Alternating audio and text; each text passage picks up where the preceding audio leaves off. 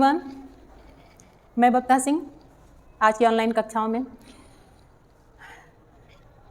ये जो टॉपिक है, आज मैं जो टॉपिक आपको पढ़ाने जा रही हूँ, टीचिंग मेथड, शिक्षण विधियाँ बहुत इम्पॉर्टेंट टॉपिक है और बीएड के बच्चों के लिए और सभी बच्चों के लिए जो भी टेट सीटेट या बीएड के डीएलएड वगैरह सब सारे बच्चों के लिए जिनको भी शिक्षक बेस्ड कंपटीशन में बैठना है उनके लिए भी और जो प्रशिक्षु हैं उनके लिए भी। तो थोड़ा सा ध्यान से देखिएगा बच्चों, टीचिंग मेथड क्या है, शिक्षण विधियाँ क्या है। अब सबसे पहले हम जानते हैं शिक्षण विधियाँ क्या है।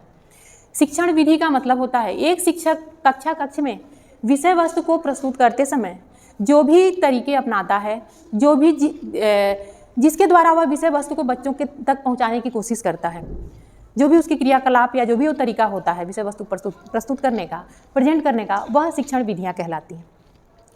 और एक बात और, विधियाँ ये हो गई टीचिंग मेथड।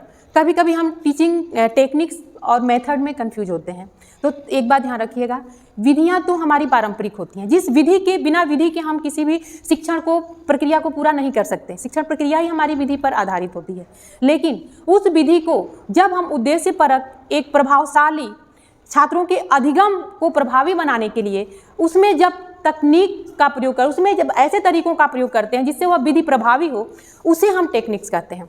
जैसे कि सामान्य कक्षाओं में हम लेक्चर मेथड, व्याख्यान विधि के माध्यम से कोई विषय वस्तु प्रस्तुत कर रहे हैं और उसको अगर हमें और प्रभावी बनाना है या और जो है उसको और बेहतर बनाना है, तो उसके लिए हम श्रव्यदृश्य सामग्री का प्रयोग कर दिए, उसमें कोई ऐसे सहायक सामग्री का प्रयोग कर दिए, उसमें हम चार्ट मॉडल, तो वहाँ पे प्रविधि हम कहते हैं। वो प्रविधि हो जाती है जब शिक्षण को, उस विधि को प्रभावी बनाने में हम उसको उसमें और जो है तकनीक के साथ उसमें कुछ जो है तकनीकी चीज़ों का प्रयोग करते हुए या उसको प्रभावी बनाने के लिए और हम तरीका अपनाते हैं, तो वहाँ प्रविधि का रूप ले लेता है। तो विधि को प्रभावी बनाने में प्रविधि काम है, यानी प्रविधि कहीं ना कहीं हमारे आधुनिक जो है मॉडर्न एक तरह से कह सकते हैं तरीका है और जो अधिगम पर विशेष जोर देता है।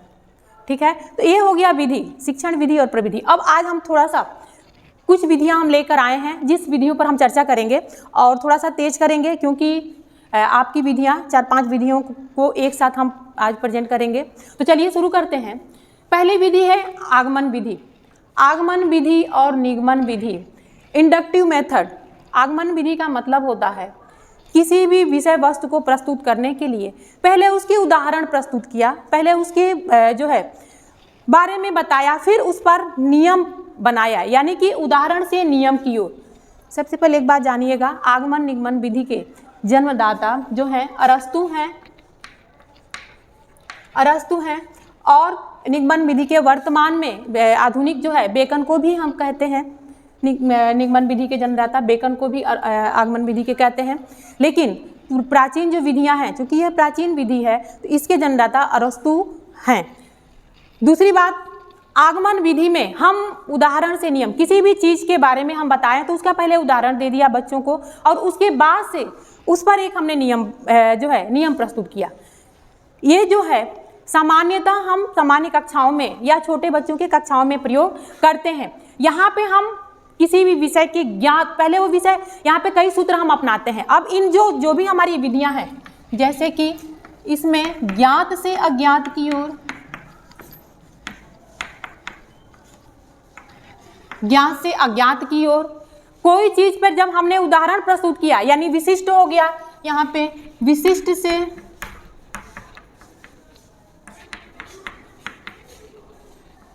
से सामान्य की ओर, क्योंकि उसका उदाहरण हम दे रहे हैं तो यहाँ पे विशिष्ट से सामान्य की ओर। और जब कोई चीज उदाहरण के माध्यम से हम बच्चों को बता रहे हैं तो यहाँ उदाहरण से नियम की ओर हो जाएगा। इसी को जैसे अभी हमने बताया, यहाँ पे उदाहरण से नियम की ओर।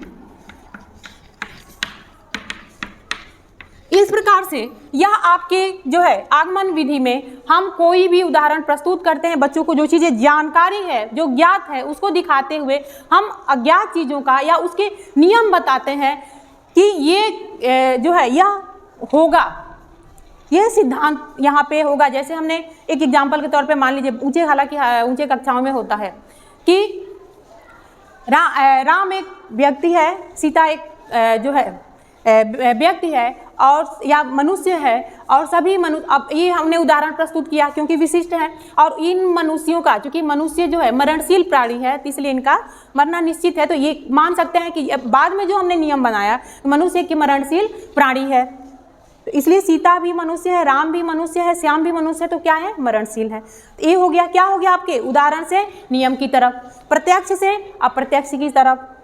समझ में आ रहा है। दूसरी आते हैं हम निगमन विधि, डिडक्टिव मेथड। डिडक्टिव मेथड यहीं पे उसके अपोजिट हो जाता है। क्या होता है, इसके भी जन्मदाता अरस्तु ही है। क्या होता है यहाँ पे, अब यहाँ पे अज्ञात से ज्ञात की तरफ हो जाएगा, यहाँ पे हम सामान्य से विशिष्ट हो जाएगा, क्योंकि नियम पहले बना दे रहे हैं, नियम से नियम बताते हुए कि हाँ मनुष्य एक जो है मरणशील प्राणी है, तो सीता राम श्याम सब मनुष्य है इसलिए वह मरणशील है। तो पहले हमने नियम रख दिया, पहले हम चीज़ें बता दिए कि हाँ, एक जैसे आपके मैथमेटिक्स में क्वेश्चन कराया जाता है, पहले वहाँ पे रूल जो है फार्मूला रख दिया जाता है, फार्मूला के आधार पे आप समस्या का समाधान करते हैं। तो यह क्या होता है, निगमन विधि होता है। ठीक है, अब इसी के अपोजिट कर दीजिएगा, अज्ञात से ज्ञात, यहाँ पे सामान्य से विशिष्ट,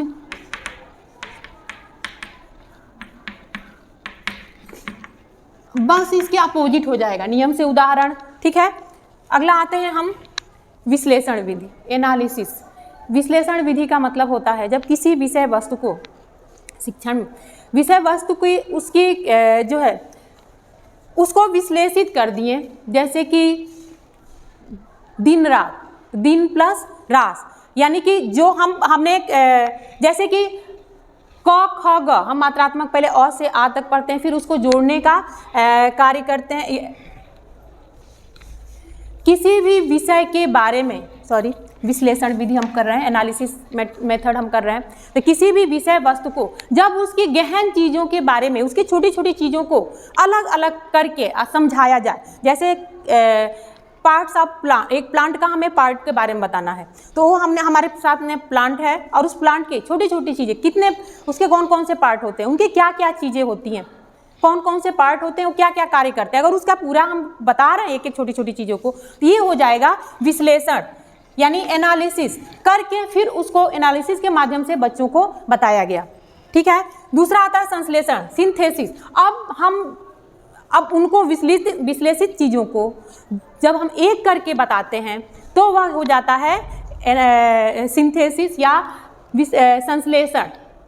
कब, जैसे किसी चीज़ का हमें समरी देना, यानी कोई चीज़ आपने बनाया उसका कंक्लूजिंग आपको देना है, आपको निष्कर्ष देना है, तो क्या हो जाएगा, वह हमारा संश्लेषण हो जाएगा। ठीक है, अगला आता है कहानी कथन विधि। यहाँ पे स्टोरी टेलिंग मेथड, ध्यान रखिएगा, कुछ जो है हिस्ट्री पेडागोजी में, कुछ शिक्षण विधियों में, इतिहास शिक्षण में या अन्य हिंदी शिक्षण, भाषा शिक्षण में कहानी कथन विधि का, स्टोरी टेलिंग मेथड का यूज किया जाता है। ऐसे विषयों को जिनको रुचिकर बनाने के लिए, जिनको बच्चों का इंटरेस्ट जगाने के लिए, अक्सर आपने सुना होगा छोटी छोटी कक्षाओं में बच्चों को कहानी के माध्यम से, मोरल कहानी, उनके चारित्रिक विकास किया जाता है। बच्चों को ये जो है, बच्चों को ज्ञानवर्धन कहानियों के माध्यम से उन्हें ज्ञान देने की कोशिश किया जाता है। क्यों? क्योंकि एक छोटे कक्षाओं का बच्चा जो होता है वह इन कहानियों में ज़्यादा रुचि लेता है, इसके माध्यम से वह किसी भी विषय वस्तु को सीख सकता है। तो इसलिए कहानी विधि में और इतिहास शिक्षण में अक्सर पुरानी, अगर हमारी हिस्टोरिकल कोई कहानी हमें कहानी के माध्यम से कहते हैं इसको, अब तो वह ज़्यादा रुचिकर होता है, वह ज़्यादा इंटरेस्टिव होता है, और शिक्षक पे डिपेंड करता है कि वो कैसे उसको और रुचिकर बनाकर छात्रों के सामने प्रस्तुत करे, जिससे कि छात्र इस विषय में रुचि ले और उस ज्ञान को सीख सके। तो ये हो गया कहानी कथन विधि या स्टोरी टेलिंग मेथड। ये आज हमारा 5 जो है विधियाँ हो गई, निगमन विधि, आगमन विधि, विश्लेषण, संश्लेषण और कहानी कथन विधि। ये 5 विधियाँ आप लोगों को समझ में आया होगा, और जो भी कोर्स है वो कोर्स से संबंधित भी है, तो जो हमारे बच्चे होंगे वो इसका नोट्स भी बना लेंगे, समझ लेंगे। और आज के लिए इतना ही। आई होप आप लोगों को यह टॉपिक समझ में आया होगा, ये सारी विधियाँ, और अगली विधियों के साथ फिर अगले क्लास में आपसे मिलते हैं। थैंक यू बच्चों।